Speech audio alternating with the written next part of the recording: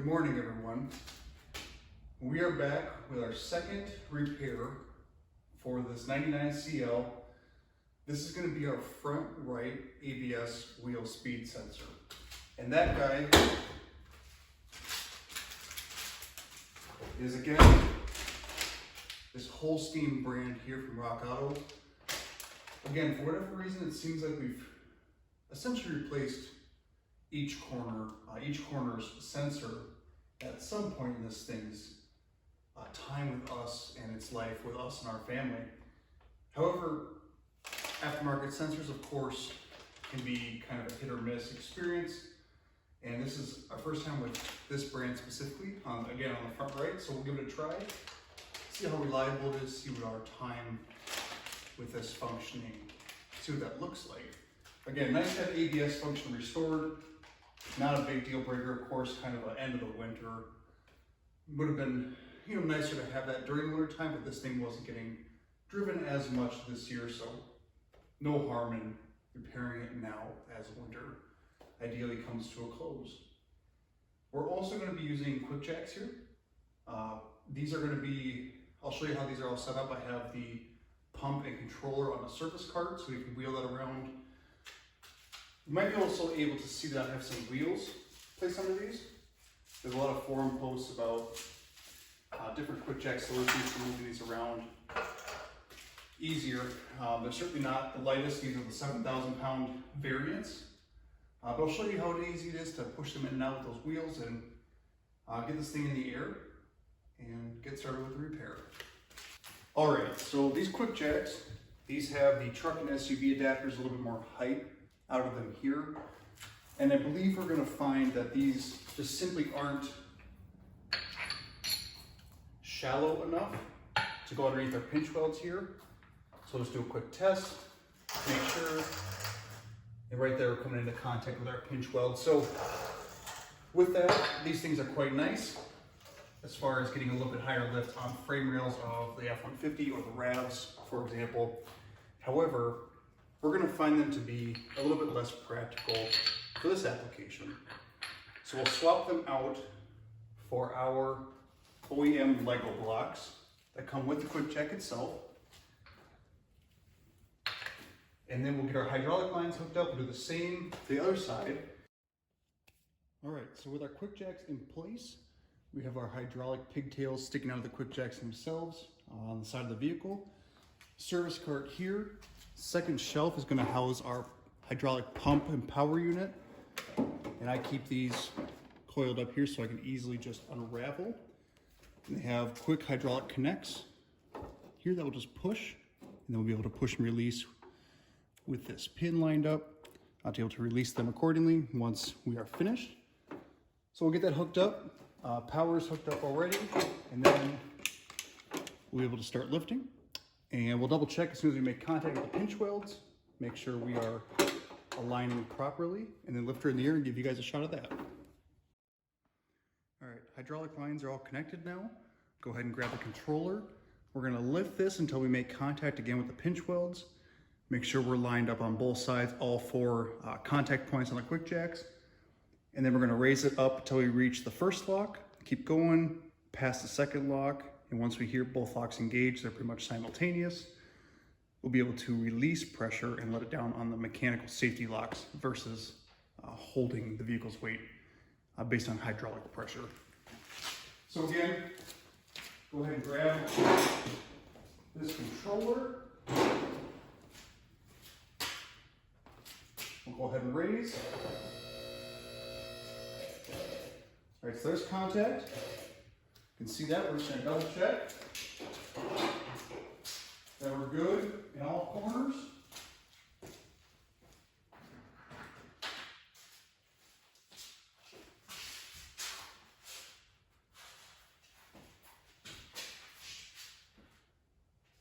Side looks good, made contact with both pinch welds.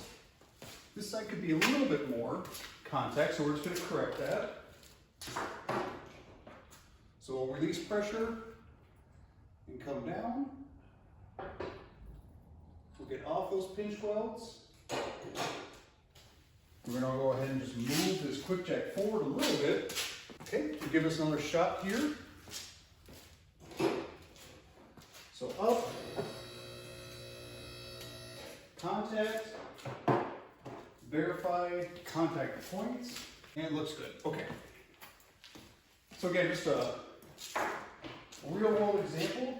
The quick jacks aren't just a place and lift. You do have to be attentive, especially when you have different wheelbase vehicles. They do make frame extensions for longer vehicles, but again, we're really shooting for pinch welds here. There's no other kind of reinforced down the length of the unibody here. So again, we're gonna lift, listen for the first lock, I'll call that out, listen for the second lock, and once we're past, we will release hydraulic pressure.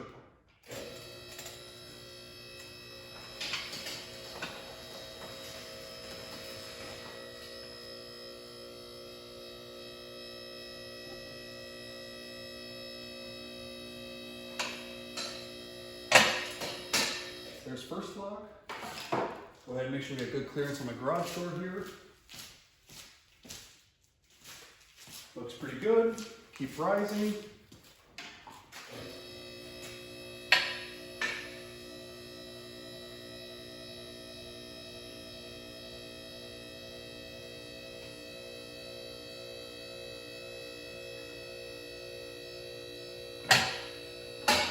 Okay, second lock. We're gonna go a little bit past, and we're gonna lower. It makes some noise as we release that hydraulic pressure. But there she is. All up in the air, and safe to work on. You'll even be able to kind of shoot this around. No give, thankfully, in the lateral weight, in the side-to-side movement. So now that we're in the air, our next step is going to be to unplug our ABS sensor, which is underneath this intake snorkel here. So what I'm going to do, for, I believe, 8 mils on the air box, and then a single Phillips on the clamp for the intake manifold. We'll pull this out and get a better look at that ABS sensor connector, and go from there. So we're going to start with 8. Go ahead and yank this ducting out of the front left.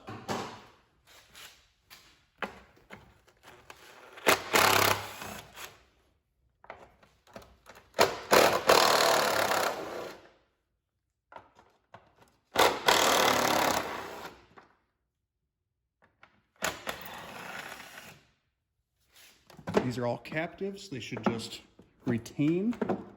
Looks like they will. So we'll get these yanked out. And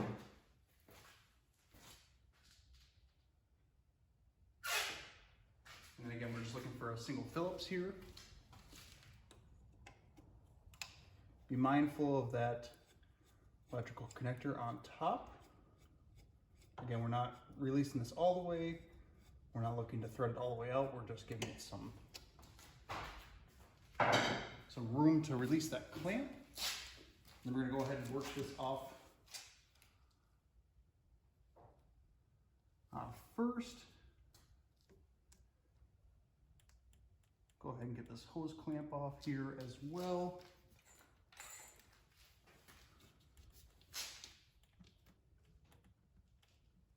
Almost small enough for us to get with our fingers, but we'll get a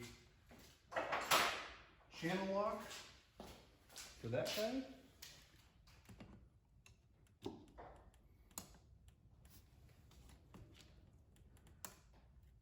We're just looking to pretty much release it off the rubber portion of the intake snorkel here.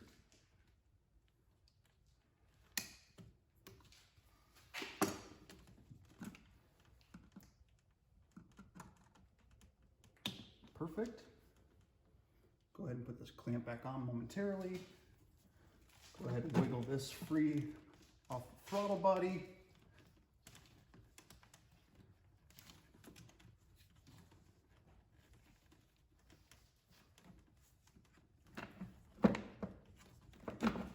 Perfect. And we're going to snake this whole thing out of here. A little bit of tightness with our thicker 1/0 cabling, but Should have enough room to wiggle it out, persuade it forward. Perfect. And perfect. Okay, set this aside.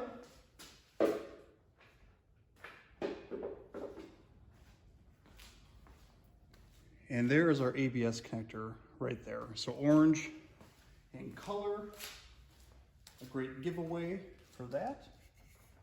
And we're just focused on disconnecting the bottom portion. So again, you might be able to see that now disconnected. And that's going to lead straight to our sensor through a grommet in the wheel well there. And now I'll take you guys down the wheel, we'll yank that off and see if we can give a little bit of a perspective on the sensor and go from there. All right, we're going to go ahead and zip these lugs off here. Let's give the DeWalt heavy duty, even though they're only 80 foot-pounds. A little overkill, but go ahead and get this guy connected for us. Okay. Perfect. See if the compressor will kick on. I'm sure it will.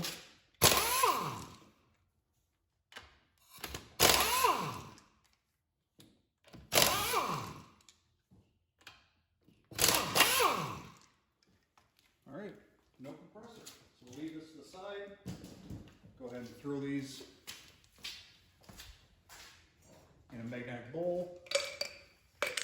Go ahead and knock this wheel loose. Nope, perfect. Not much persuasion, that's always nice.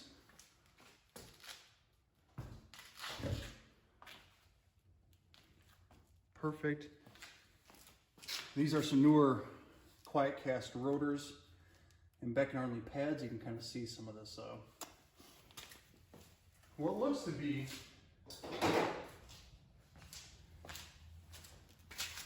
grooving in the rotor is actually just from not being driven very much and just pulling in the garage. So go ahead and clean that fingerprint off there.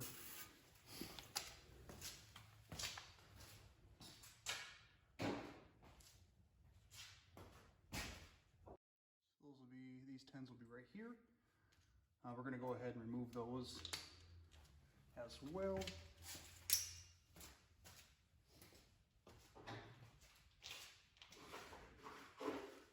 Shouldn't need anything crazy. We just got a 1/4 inch 12 volt Makita. Perfect.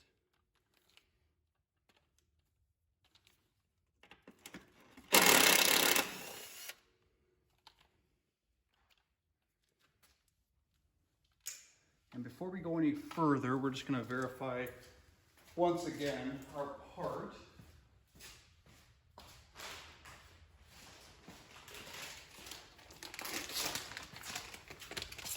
I don't believe I showed that earlier, so now that we're taking some mounting fasteners out, this is always a good idea before going through the trouble and toil of fighting with rust to make sure that these mirror each other. So far so good, kind of lining up in the same path. Looks like we have a nice carry over. That looks pretty good. This comes over on top here. And yeah, comes on down. Okay. So far so good there. Go ahead and set that part aside. And then we have a single 10 that's going to hold, or a couple 10s, I believe, that are actually going to hold the sensor in down here on the hub or knuckle.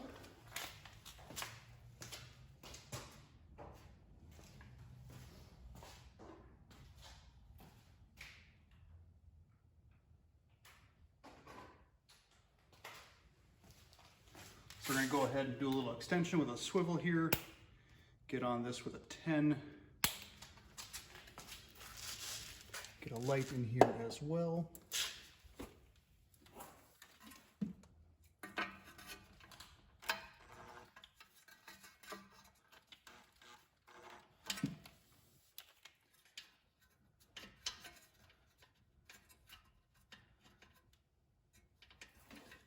Looks like we might actually have a 12, so we'll go grab a 12 here.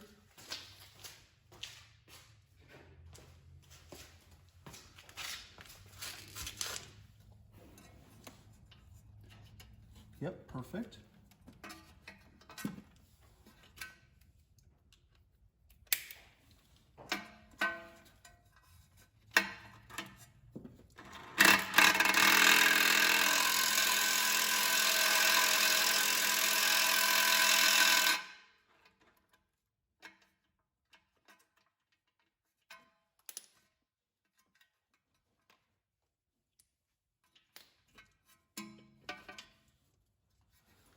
A little bit of difficulty there, obviously some rust that we're dealing with, so we're going to go ahead and remove this again by hand.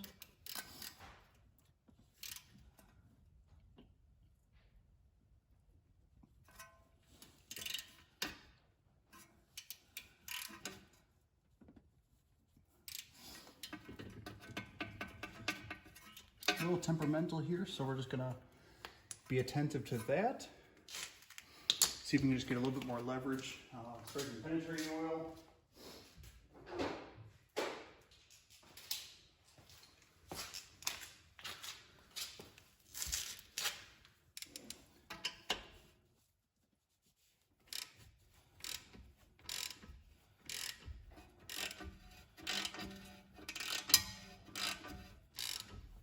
Again, here we just really wanted to be attentive to make sure we did not snap that bolt, and it felt pretty good, thankfully, so I don't believe we had much fear for that.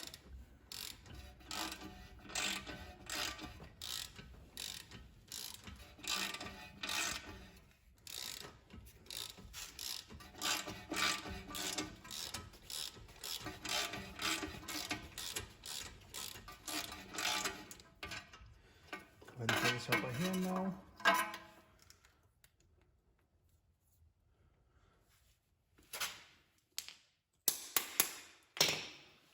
Get that bolt out of that socket. So we got the other bolt removed as well previously. So that looks good.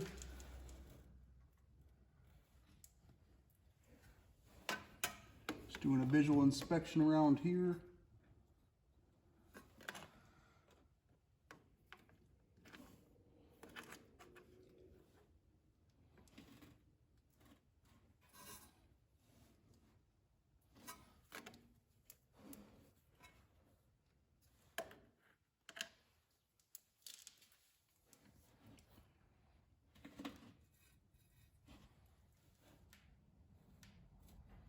Again, so far so good. Okay, so we're gonna remove the sensor all the way now.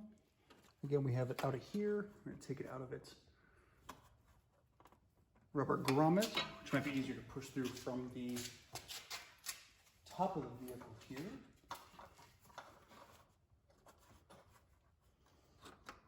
Perfect. So we'll push through. So we just gotta bring our electrical connector in through that pass-through. And there we go. There's our little grommet as well. So go ahead and thread in our new sensor. And again, we're looking to take the same pathing. So we'll go ahead and feed this through to start.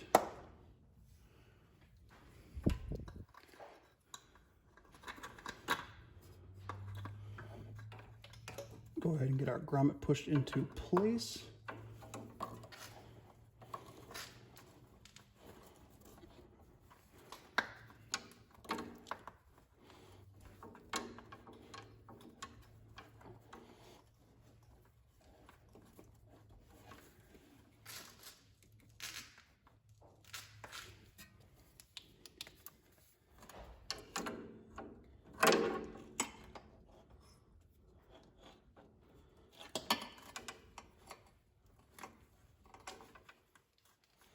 Perfect. You will certainly feel that go home.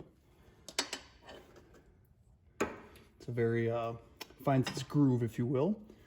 We're going to go ahead and start with mounting the sensor before we get too far here. So again, we're bringing it down on the same pathing behind our dust shield and rotor, coming in front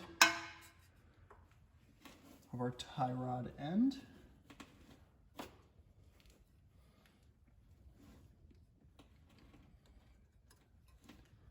putting that in place. We're going to start all of these as much as possible by hand.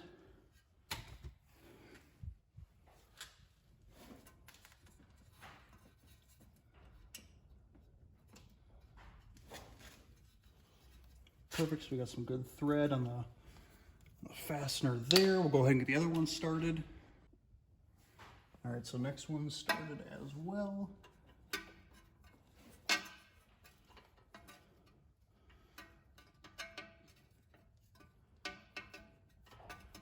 A little bit of rusty threads, it sort of feels like, so just being careful to clamp this down properly.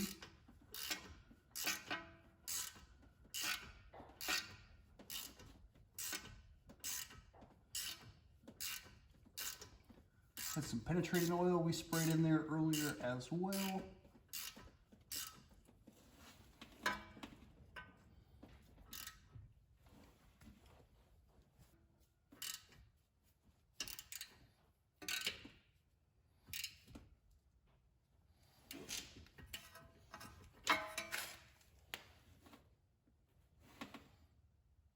That one feels great.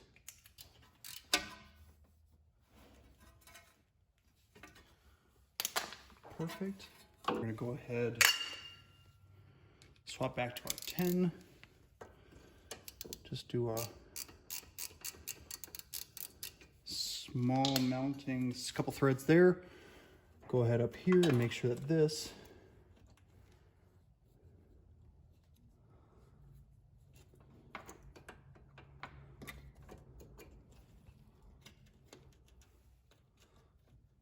lines up appropriately.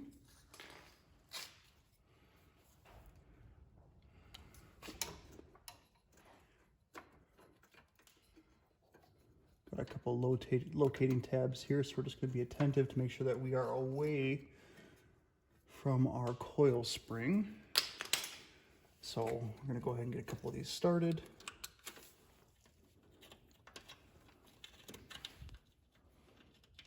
See if I can get you guys a better look at that. Perfect.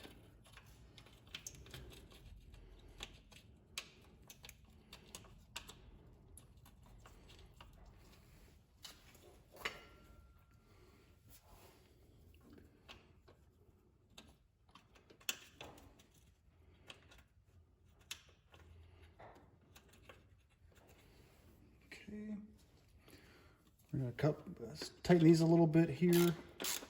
Again, we're not looking to completely fasten quite yet.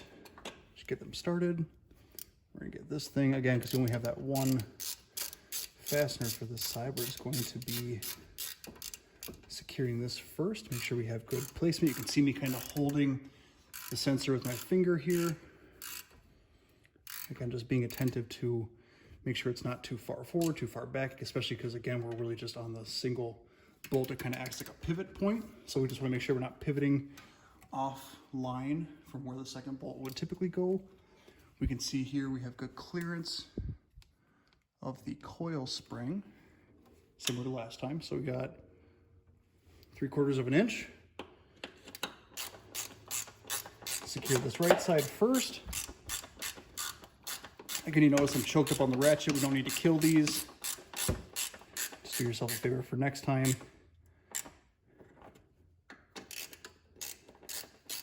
Secure our second fastener.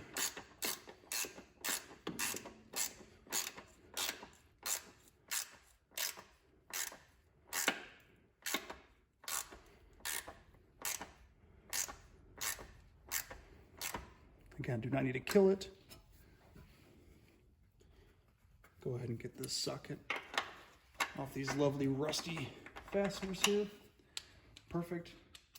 And then a little bit more light for you guys to be able to see the grommet as well. So that's what we're pushing into.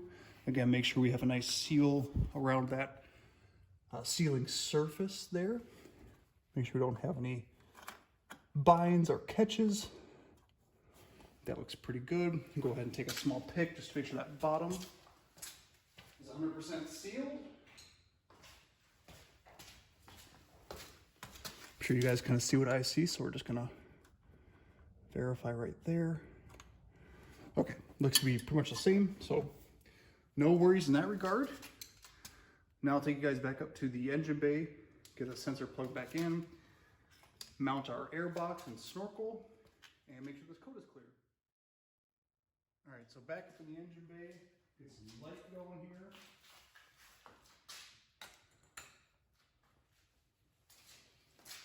We're going to find our fish through sensor wiring, which is right here. Go ahead and plug that guy in. And now we are just going to place the airbox back where we found it. All right, so we're going to fish this back into place.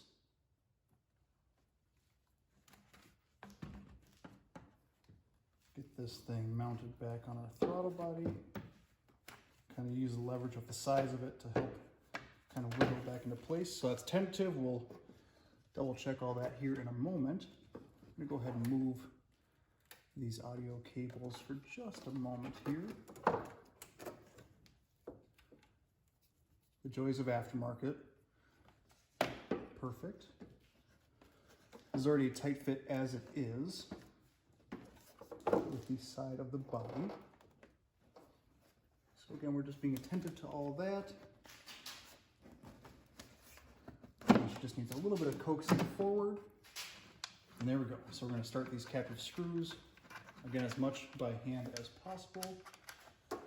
Grab an 8 with an extension.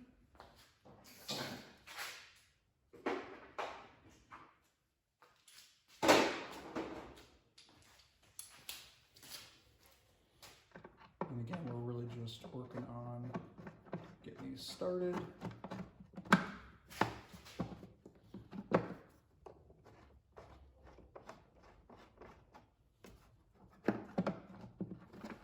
Is exactly why we hand tighten them as well.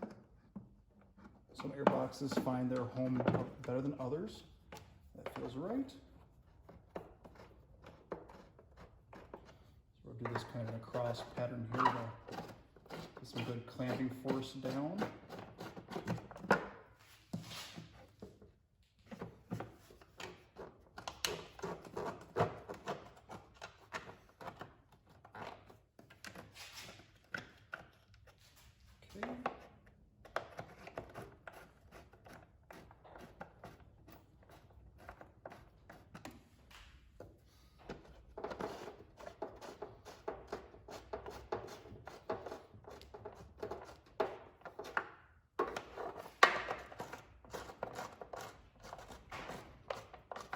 So we'll send these all home now.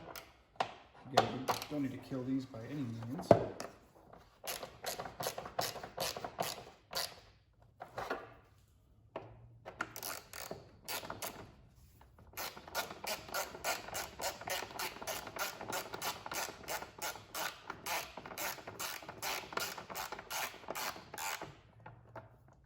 Perfect.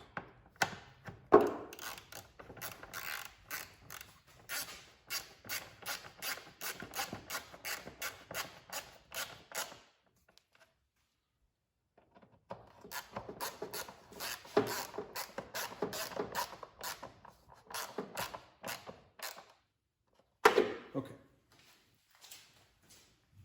So next we're going to grab our other kind of longer reach Phillips here. Going to take this clamp, open that up while we get this line back in the intake.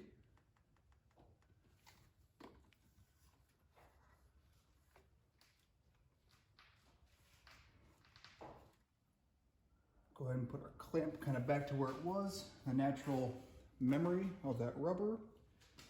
And here's something worth knowing too, is as we tighten this clamp down back here on the throttle body, we're gonna be attentive to making sure that Phillips head screw is facing our direction for the next time. Just to make sure that we're not sitting back there with trying to get a Phillips head to release. That can already be kind of a compromising connection, especially when rust is introduced. And we want to make sure that we can hit it straight and with some torque, some healthy amount of torque. So looks like we're a little tight here, still from kind of releasing previously, so we're just going to release that some more.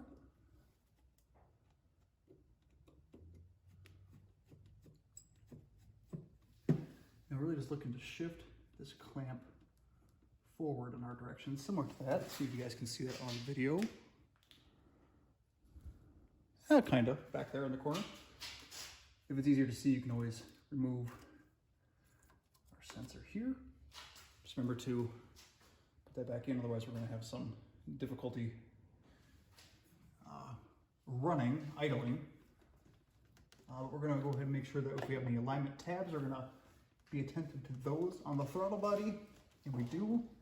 There's a nice casting and 2 rubber tabs on our snorkel that we're looking to have that casting in the middle. Again, we're going to go a little bit of an angle. Make sure we have the ability to remove this with ease next time around.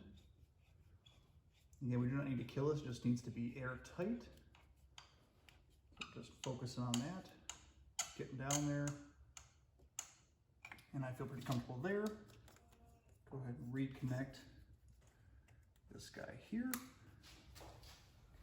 Perfect. So everything considered, besides putting the wheel back on, should be complete.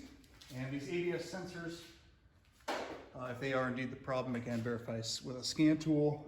But that's the reason we've condemned this guy here.